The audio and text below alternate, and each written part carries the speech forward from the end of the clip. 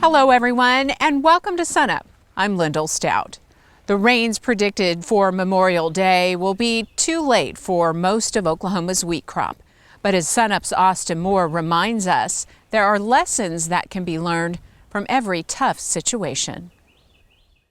As if drought and freeze weren't enough, Oklahoma's wheat farmers are also dealing with disease pressure.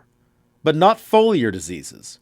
This year, it's viruses. Like with most plant diseases, when there's one group of diseases suppressed because of the environment, another group will show up. And that's happened this year a little bit with some of the virus diseases that are transmitted, especially by a small wheat curl mite. Wheat streak mosaic and high plains virus disease has shown up across the state some. And there's also been a little bit of barley yellow dwarf, which is transmitted by aphids. There is little to be done for these issues now. But thanks to the breeding program, next year may offer options. The biggest part with the diseases is for producers to remember to look at the variety comparison charts. And if they are having trouble with barley yellow dwarf, they can look for the varieties that will provide them some resistance for that for the next year. And that is where the silver lining lies. What is a challenging year for producers is an opportunity for scientists and breeders. Now, the farmer may not look at them as opportunities, but as scientists, we certainly look at them that way, to select for adaptation to those kinds of pressures. That's an opportunity we just can't pass up, and we haven't. 2-3 years down the road, the material that comes out of this program is going to feature better drought tolerance than it did, say, 10 years ago. While Carver and the wheat breeding team at Oklahoma State University are mindful of these characteristics every year, drought resistance is something that can only be shown in a drought. To go into the laboratory and use very sophisticated, say, marker techniques to select for drought tolerance, that's a little bit more complicated. We don't have quite the science yet built to be able to do that, but at least we do have field opportunities to improve that characteristic. And I think that's showing actually in the candidate lines that we're looking at right now, the lines that I'm standing in. And the one that rises to the top right now is called OK09125. And over the last 4 or 5 years, we've had plenty of opportunities to look at that line under pretty severe stress, including this year. OK09125, as we see it today, was first formed in 2007. It saw a significant freeze event that year, and again in 2009. Its response to those events and the continuing drought has proven its hardiness through the toughest of Oklahoma's years. Traits we can add to an expanding list of genetic options in wheat. Options that allow wheat breeds to have specialized adaptation to specific regions and conditions, and yet remain widely adaptable. If we can get the broader adaptation, what does that allow? That allows us then to handle situations that we don't see coming within our own state. And the best example of that is this drought, a drought that we haven't seen for a long time now. Wide adaptation allows you to better tolerate those conditions that you may not have seen in the recent past. And that's why this year, the driest in decades, our state has a poor but existing wheat crop, rather than none. We want to return now to Lahoma and the North Central Research Station field tour, where Dave Deacon talks with our soil nutrient specialist, Brian Arnell. So Brian, you talked with producers up here at Lahoma about top dressing. Yeah, we have a demo out here that I was really excited about in the first of the year, where we're demonstrating all the different ways we can apply top dress nitrogen. Have a whole suite of nitrogen management techniques. We applied multiple sources, UAN, urea, anhydrous, and a lot of different methods. We looked at urea with MBPT. We looked at urea by itself broadcast. We used a grain drill, a double disc grain drill, to put urea in the ground in March, top dress. We used Coulter for both anhydrous and liquid UAN. We used a flat fan nozzle and a streamer nozzle for UAN. And we wanted to demonstrate all the different mechanisms and approaches to applying top dress. And we did it at a rate where in a normal year, we'd actually expect to see differences. So I under-fertilized. Right, right. Of course, this year the check, which didn't get any, looks the same as even the pre-plant rate and everything else. So no big differences to talk about. So I could line out at least the methods and how we did it. They could see the impact of running a grain drill through the wheat. They could see the impact of running the Coulter rig through the wheat. Where the grain drill, you can't really see where that went through. Unfortunately, the Coulter, due to the drought and a little more aggressive nature, you can still see its paths. I wouldn't necessarily expect to see that in a normal year where we have rainfall. Right. So we aren't going to be able to look at yield or the efficiency of these mechanisms like we normally want to. But one of my take homes from this is as soon as we get out of the field with grain harvest, we'll come in and soil sample. And we're going to look at what form the nitrogen's still in the soil, to what extent over these different materials and different methods. Once we do that, I'll put together a blog post, an extension newsletter, and at least show what happened this year. You know, how much of that urea with the late top dress is still there. Right. You know, this year we only had about 1/10 of an inch of rain after top dress. Right. So we haven't had any incorporation with rainfall. It's just sitting there. And we'll be able to look back and see what's still left there, and that will hopefully help guide some of the next year's decisions. Well, I was going to ask about that. What's in the ground now may be there next year also. Yeah, one, I guess you'd call it a joke I've been telling people today is we aren't going to have to worry about leaching. We haven't pushed the nitrogen out with rainfall this year. So there is going to be significant carryover from last year, especially where it was fully fertilized, expecting a good crop. And we've had either drought or freeze or what be take the crop out. Right. So soil testing is going to be essential to see what's left in that soil. If it's a pre-plant where you incorporated, you know the nitrogen's in the ground, look at removal. How much grain did you take off? How much hay did you take off? And account for that in the coming year's NRECs. If it's top dress, the same system, same approach, you know, look at what's been removed, but we're going to have to actually look at what might have made it into the soil anyways. If it's a no-till and you used a liquid or a dry, there's a very good chance that that nitrogen is still in the residue and won't come up on a soil sample. Okay, so let's say best case scenario, we get a 2-inch rain. Are we still in the same ballpark for next year? No, what's going to happen with the system is that 2-inch rain is going to mess with the soil test. If the soil test is taken prior to the 2-inch rain. In a normal year where we have a significant amount of residue or root growth, it would really change that nitrogen value, because that's going to start breaking down and the nitrogen is going to take it up by the microbes. In this case, as we think about it, we've not had a lot of root mass, not a lot of straw mass, and so there will be less residue to break down. So we'll lose some when it starts raining. But we aren't going to lose as much as, say, if we had a 80 bushel wheat crop or 80 bushel straw crop, for that fact. So we'll have to look at that, take considerations. I don't want anybody to plan for disaster. We need to make sure we are prepping this crop, this coming crop, to its full potential. But take into account residual. There's probably not a need just to front load a lot of nitrogen this coming summer. But there is need to make sure there's enough in there to get our next crop off. Okay, so once again, you always preach soil sample, soil sample, soil sample. Soil sample, soil sample. Okay, thank you much. Brian Arnell with Oklahoma State University.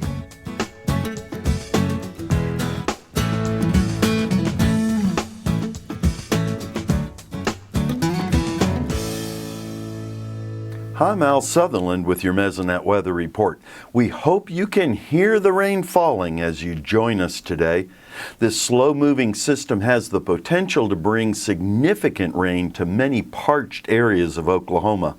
A count of days with less than a quarter inch of rain from Wednesday had Kenton at 201 days, Slapout at 214 days, and Hooker at 101 days.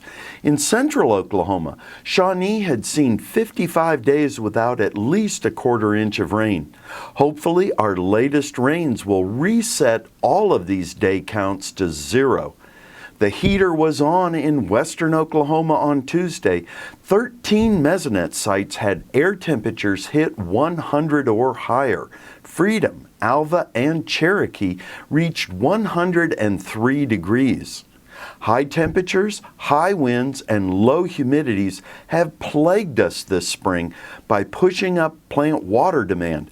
Typical of many locations, a graph of plant water demand from Watonga shows how high 2014 has been.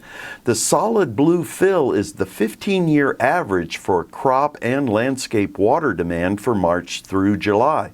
The red line shows the water demand so far this year almost double the average for far too many days this spring. Here's Gary with a look at our drought status prior to this weekend's rain. So hopefully wherever you're at, it's raining, and it's been raining for a while. Why do we need this rain? Well, it's pretty simple. This drought that we've been in has continued to intensify. Just take a look at the latest U.S. Drought Monitor map.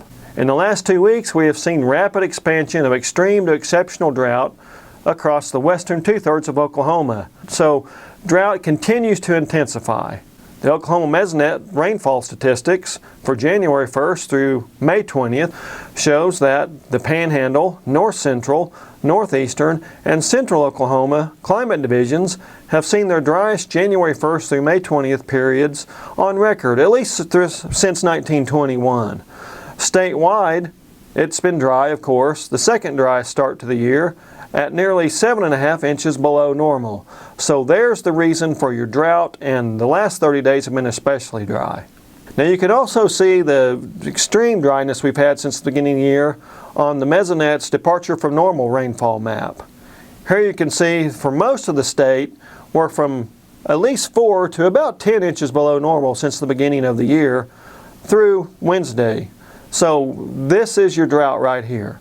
Now luckily we have about 4 weeks or so of our primary rainy season left in the spring. It really goes from April through mid-June, and right about mid-May through mid-June is our rainiest part of the year. You can see that on this graph of Mesonet long-term average rainfall. Now as you get past mid-June, it really drops off as we get into the summer. So hopefully this big rainfall system we have forecast for this weekend comes through, and it's the start of a really rainy mid-May through mid-June. So again, even though it's the Memorial Day weekend, I hope you're dealing with lots of rain, stuck indoors, and you're getting lots of nice moisture. That's it for this time. We'll see you next time on the Mesonet Weather Report.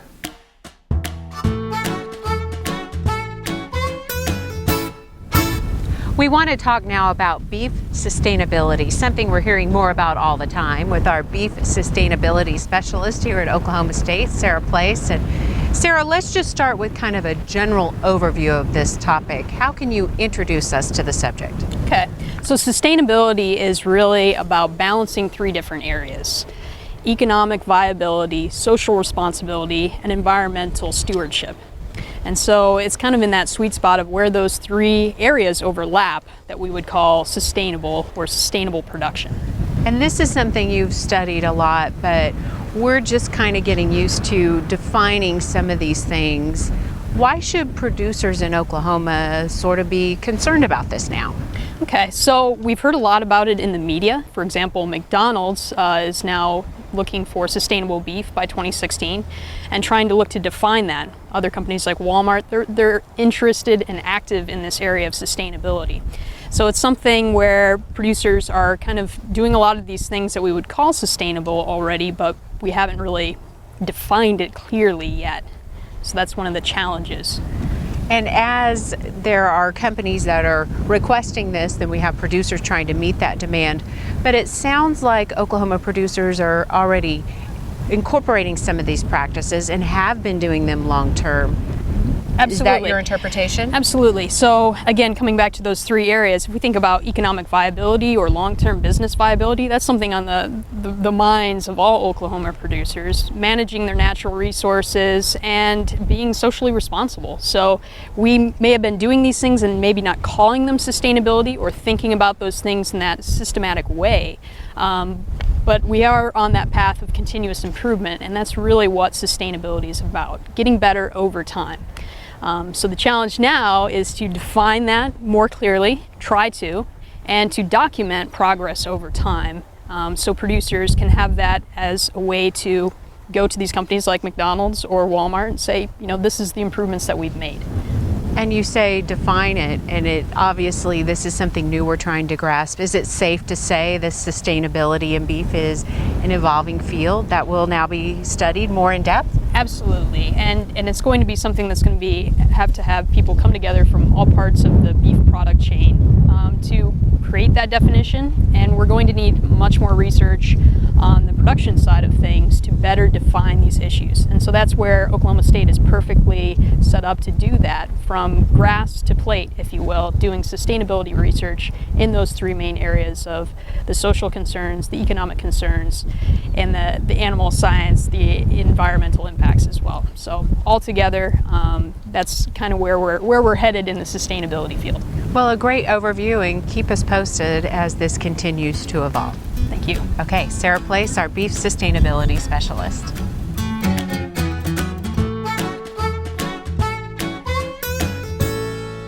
With the dry spring that we've had over most of Oklahoma, indications are that hay supplies this year will be very, very tight, and therefore hay will be expensive. That hay that we do put up this spring, we need to take good care of it so that we get the maximum out of it next winter when we're going to feed it. Our friends at the University of Tennessee recently did a study on storage methods of large round bales. Now granted, Tennessee has a higher rainfall on the average than does Oklahoma, but I think some of this research is of value to our producers here.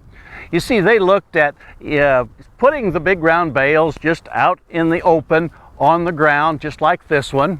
Also, they compared that with putting the big round bale uncovered, but up on some old tires to get them off the ground.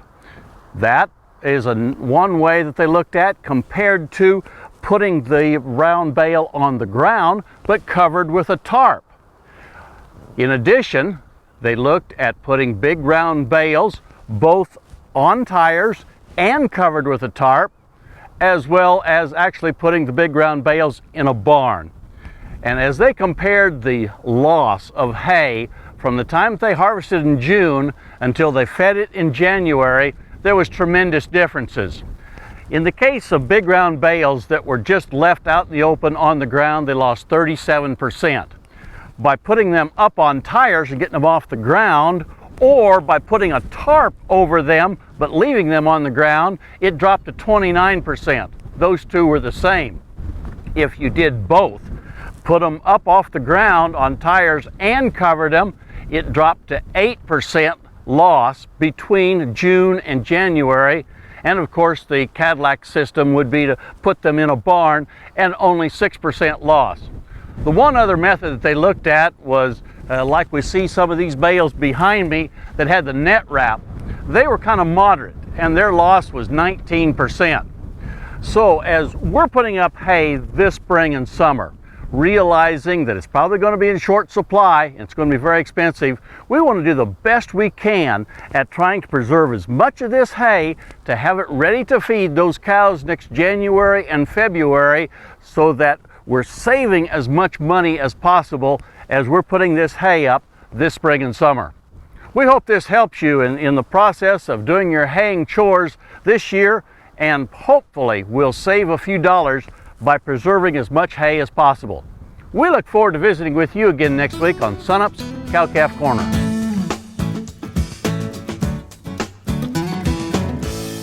At harvest time, grain arriving at an elevator must be properly evaluated before it can be sold.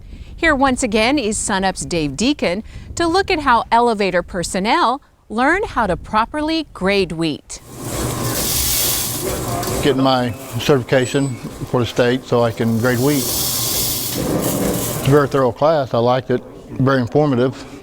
Taught a few things that obviously some of my coworkers never really mentioned or never came up in the process of my time being there.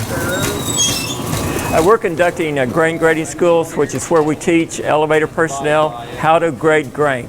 The only fair way to buy grain is to grade it accurately. You take a 60,000 pound load of wheat and you're using this much, less than a pound of wheat, around 800 grams, to determine the value of that load. So we're talking about how do you pull a representative sample out of that load of wheat? How do you break it down into a pound and a half unit to determine the value of that? What do you look for? Test weight, what do you look for in damage, what you've struck and broken, all the grade factors and how they affect the value of the price of wheat. Back in the mid-90s, Oklahoma State University ag econ researchers found that Oklahoma elevators were letting more than $4 million worth of grain slip through the cracks every year. Everybody wants a fair price for their wheat. A producer wants a fair price for the wheat they deliver to the elevator. The elevator wants to pay a fair price to that producer, and they also want to buy a product that they can sell to the miller or to the exporter. State licensed grain handlers are required to take one of these classes at least every 5 years, because when it comes down to it, it's all about the quality. To maintain that quality, you've got to know what you've got in the bin. And the only way you know what you've got in the bin is to grade it accurately when it's received off the truck. Also, they'll take what's from this grade based on dockage or based on moisture, on other characteristics, and they'll segregate it into like units. In other words, put it in bin A or bin B or bin C so that they've got the same quality, same characteristics in the bin. If we get a 60, 62 pound wheat, you know, and we have one that comes in that's like 58, we'll blend it together to bring up that value of that wheat to a different, you know, hopefully get up to a grade 1. And so this way when we ship it back out, we can make sure it's a grade 1 and we get the correct grading on it, because that's where we make our money, is our grading. And Kim, a lot of elevators have the possibility of receiving some of that wheat in southern Oklahoma later this week. What will they be seeing?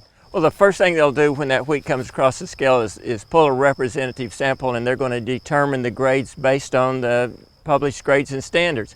They'll send samples of that wheat off to get it to determine the milling quality of that wheat. They'll be looking at protein, they'll be looking at strength, they'll be looking at those milling characteristics. The flour mills want to see what quality's there, as do the elevators, so they'll know how to price it and how to sell that product. Okay, and let's talk about some of the prices that they'll be receiving for that wheat. Well, right now, if you look at the Kansas City July contract, somewhere around $7.50. The price is around 40 under that, so that's going to get you around $7.10 on a good quality, average quality wheat. However, if we have a lot of shrunken and broken from our shrunken kernels, or if the protein's not there, or if the milling characteristics aren't there, they could lower that basis and lower the price.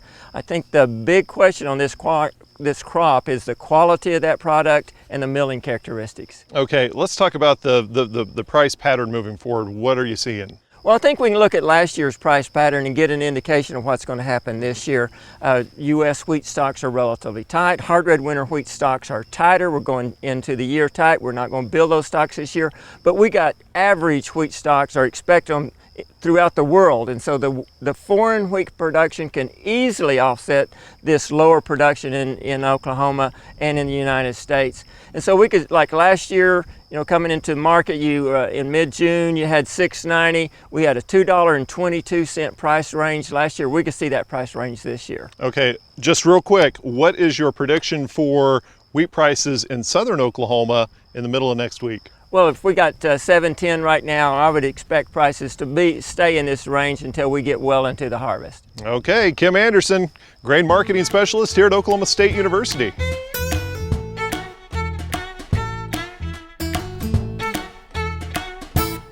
Hi, welcome to Shop Stop. Today we want to talk about the flywheels, the small engines, lawnmowers, and timing issues. So, it's that time of year where we start mowing again, and you're going to go out there with your lawnmower and mow over Mama's lawn ornament, and suddenly the engine dies and you can't get it started. One of the things that will happen is it's got a key on the flywheel that actually keeps the timing on the engine correct, and I guess it's a good thing that you shear that pin because it keeps you from doing damage to the engine. But now you've got to be able to pull the flywheel and put a new shear key in there. Right, and number one on the shear key is make sure you get the same one that the manufacturer recommends. Don't make a steel shear key for these engines because it does save the crankshaft. The hard part is actually getting the engine and holding it steady while you're trying to get or keeping it from rotating while you're trying to get the flywheel off. So that sets in behind this flywheel like this, and it's held on and with a nut. So sometimes these nuts are on there fairly tight, and it's difficult to get them off. If you got an impact wrench, you know, it's pretty easy to use that. Or if you've got an older mower that the vanes on the flywheel are cast, then there's a tool for grabbing those, or you can actually wedge a pry bar or something in there to hold that flywheel and keep the engine from rotating while you loosen the nut. But the new flywheels, as you can see, typically have plastic vanes on it for the engine cooling, and so it's hard to grab onto. We're going to show you a little trick on how to remove that nut without a tool. What you want to start with is if you remove the spark plug from the engine and get the piston somewhere a little lower, away from top dead center, you can just take some twine or some string or something similar to that and just run it into that spark plug hole until you've got enough in there, and then as you start to rotate the engine, that will keep the piston from reaching top dead center. Will essentially lock the engine up for you so you can remove the flywheel. So we've got some string inside there. Now when I pull on the cord, I've already hit that string, and now my engine is locked up, and I'll have a chance to remove that nut off of the drive shaft. So you remove the nut, remove the flywheel, and then once you remove that flywheel, you can access that key and replace it and reinstall it, and then rotate your engine back the other direction from wherever you tighten the nut, and then you can remove the twine. So there's a tip for locking your engine up intentionally so you can remove the flywheel. We'll see you next week on Shop Stop. That'll do it for us this week. Remember, you can find us anytime at sunup.okstate.edu. You can also follow us on YouTube and other social media. I'm Lyndall Stout. Have a great weekend and certainly a safe holiday, and we'll see you next time at SUNUP.